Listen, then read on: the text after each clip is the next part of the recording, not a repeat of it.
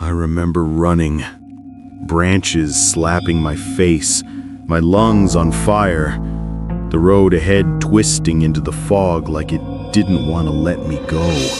But no matter how far I drove, the sign kept coming back.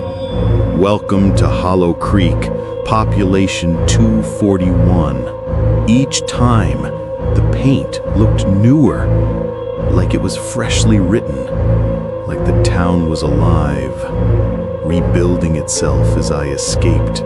I stopped the car, screamed into the fog. "What do you want from me?" My voice echoed. Once, then silence, like the air itself refused to carry my words.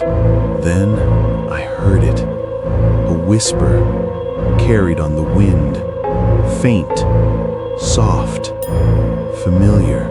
"Danny!" My mother's voice. My chest froze. It came from the woods, and before I could think, my legs moved on their own. Wet footsteps, leaves crunching. The forest was darker than before. The trees looked twisted, bent inward, like they were watching me. The ground was soft, mud swallowing every step. And then I saw it. A small cabin, hidden between two dead oak trees. Light flickered inside. Not warm, more like fire gasping for air. The door creaked open, and I stepped in. Inside, everything was still. A single chair, a wooden table, and on it, the letter. The same one that started all of this. The wax seal was broken. Inside, new words had appeared. Daniel Moore, you are the last. I felt a cold breath behind my neck, and before I could turn, a voice said, "You shouldn't have come back."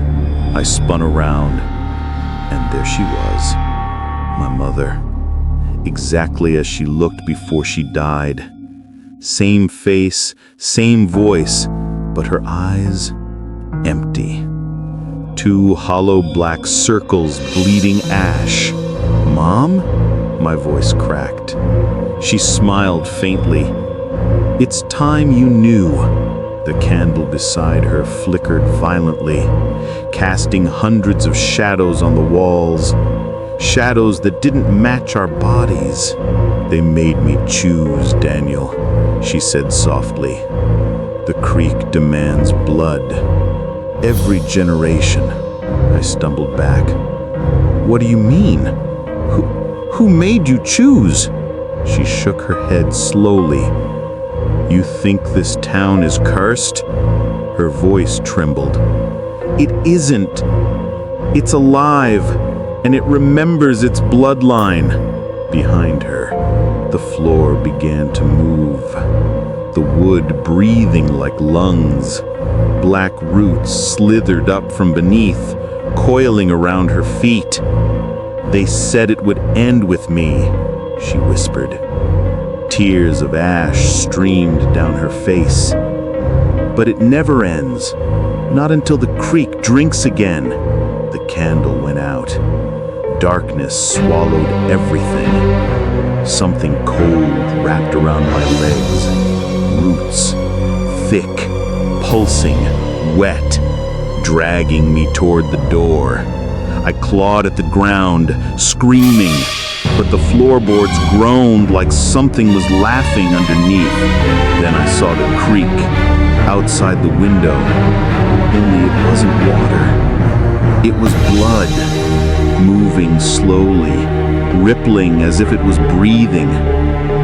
And from it, faces began to rise, hundreds of them, eyes white, mouths open, whispering that same chant, "He has returned.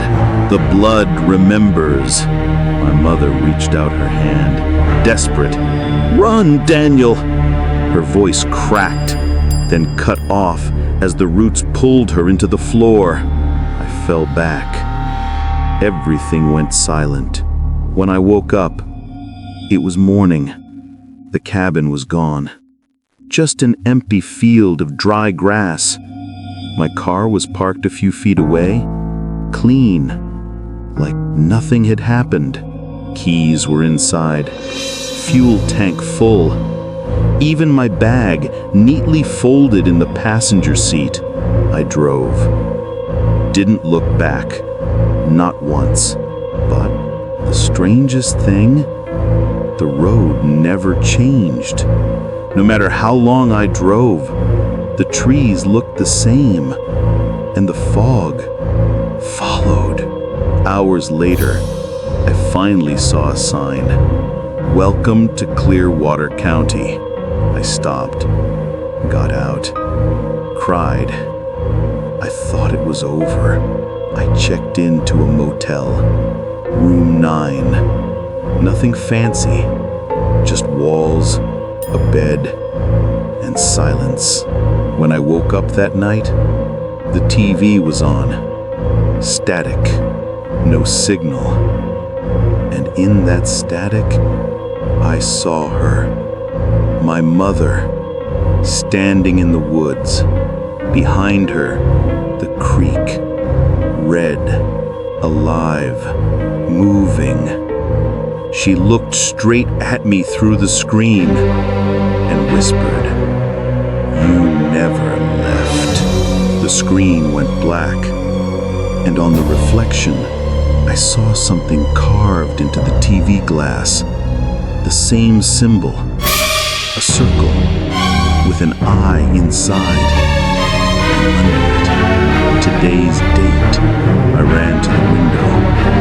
Fog, endless, and down in the parking lot, every car had the same symbol scratched on its windshield.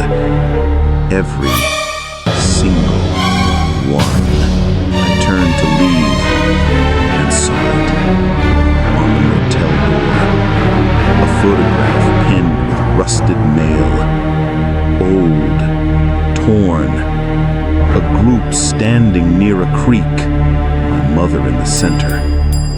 And beside her, me. But I wasn't even born then. My throat dried, my hands shaking, and on the back, written in faded ink, "The ritual begins again." I dropped the photo, took one step back, and felt cold breath on my neck. A voice, barely human, whispered, "Welcome home, Daniel." The lights flickered, the walls began to bleed, and the floor turned to water. No, not water. The creek. It had found me. I screamed, but the water filled my mouth, pulled me down, deep into red darkness. And there beneath the surface, I saw them all. The faces, the eyes, the same mouths whispering, "He has returned." And among them, my mother's face, smiling, whispering, "It's time to remember." When I opened my eyes, I was standing again. Same road, same fog, same sign. Welcome to Hollow Creek. Population 242.